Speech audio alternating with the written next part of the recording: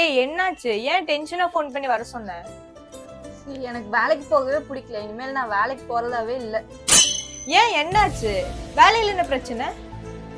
அடச்சப்போ, ஒவ்வொருத்தன் ஒவ்வொரு மாதிரி பண்ணிட்டு இருக்கான். எனக்கு டென்ஷன் ஆகும். ஏன்?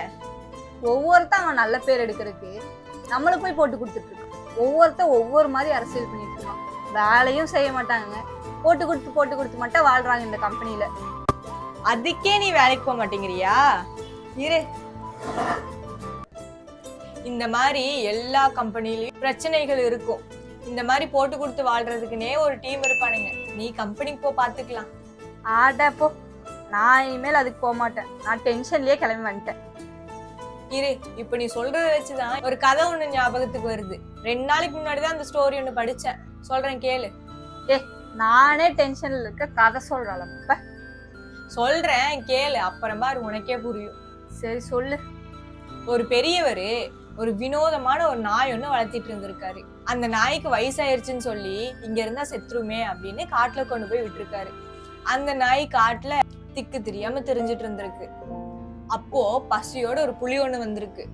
அந்த புலி அந்த நாயை பார்த்தோன்னே, இன்னைக்கு வினோதமான ஒரு விலங்கு ஒண்ணு கிடைச்சிருக்கு, இன்னைக்கு செம்ம வேட்டைடா அப்படின்னு வேட்டையாடலாம் அப்படின்னு சொல்லி பதுங்கி பதுங்கி போயிட்டு இருந்திருக்கு. அப்போ அந்த நாய், என்னடா ஏதோ சவுண்டு கேக்குதே அப்படின்னு கொஞ்சம் பார்க்கவும், புலிதான் நம்மள வேட்டையாட போகுதுன்னு சொல்லி உஷாராயிருச்சு. உஷாரான அந்த நாயே கேஷுவலா அப்படியே சைட்ல பாத்துருக்கு. அப்போ செத்து போன புலியோட எலும்பு கிடந்திருக்கு. அப்படியே அதுவும் கேஷுவலா, இந்த புளிய நேத்து தானே சாப்பிட்டது, இன்னைக்கு ரொம்ப பசியா இருக்கே, வேற புளி ஏதாச்சும் கிடைக்குமா அப்படின்னு கேஷுவலா யோசிச்சுட்டு பேசிட்டு இருந்திருக்கு. அப்ப அந்த புலி கேட்ட உடனே, ஐயோ இது நம்மளையவே வேட்டையாடுற அளவுக்கு வினோதமான விலங்குதான், இது கிட்ட நம்ம சிக்கணும்னா அவ்வளவுதான், நம்மளையும் சாப்பிட்டுரும் அப்படின்னு சொல்லி அந்த புலி ஓடிருச்சு. மரத்துக்கு மேல உட்காந்து இது எல்லாம் கவனிச்சுட்டு இருந்திருக்கு ஒரு குரங்கு. கவனிச்சு இந்த குரங்கு உடனே வேகமா ஓடி அந்த புலி கிட்ட, புலி அது ஏற்கனவே செத்த எலும்ப வச்சு வேணும்னே போய் சொல்லிருக்கு, நீங்க வேட்டைக்கு வர்றதை பார்த்துட்டு உஷாராயி அது இப்படி சொன்ன உடனே நீங்களும் பயந்துட்டு ஓடி வந்துட்டீங்க. அதை கேட்ட அந்த புலி, ஓ அப்படியா, என்னையவே ஏமாத்திருச்சா, வா என் மேல உட்காரு, இன்னைக்கு ஒரு வழி பாத்துருவோம் அப்படின்னு போயிருக்கு. மறுபடியும் அந்த குரங்கும் அந்த புலியும் சேர்ந்து வந்ததை கவனிச்சு அந்த நாய் மறுபடியும் கேஷுவலா பதட்டமே படாம, என்னடா இது பசிக்கு எதுவுமே கிடைக்கலையே, புலி ஏதாச்சும் கூட்டிட்டு வான்னு சொல்லி ஒரு குரங்கு அனுப்பணும், அந்த குரங்கையும் காணோம், எந்த புலி எதையுமே கூட்டிட்டும் வரல, பயங்கரமா பசிக்குது, என்னடா பண்றது அப்படின்னு சொல்லிட்டு இருந்திருக்கு.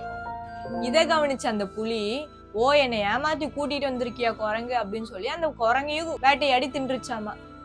மறுபடியும் அந்த நாயை பார்த்துட்டு புலி, நீ வேணாண்டா சாமி அப்படின்னு சொல்லிட்டு அதுவும் ஓடியே போயிருச்சாமா. இதுல இருந்து உனக்கு என்ன புரியுது? இதுல இருந்து என்ன புரியுது, அந்த நாய் ரொம்ப தந்திரமா விளையாண்டுருக்கு, இதுல இருந்து தப்பிச்சிருச்சு. புரியுதா? இப்படிதான் ஆளுக்கு தகுந்த மாதிரி எவ்வளவு தந்திரமா பேசணுமோ அவ்வளவு தந்திரமா பேசி உஷாரா இருக்கணும். ஏன்னா இது கலியுகம். அதுவும் கரெக்ட் தான். இனிமே நாளைக்கு போறேன் பாரு, எவன் எனக்கு ஆப் வைக்கிறானா அவனுக்கெல்லாம் நான் ஆப் வச்சுட்டுறேன். கரெக்ட், புரிஞ்சிருச்சா?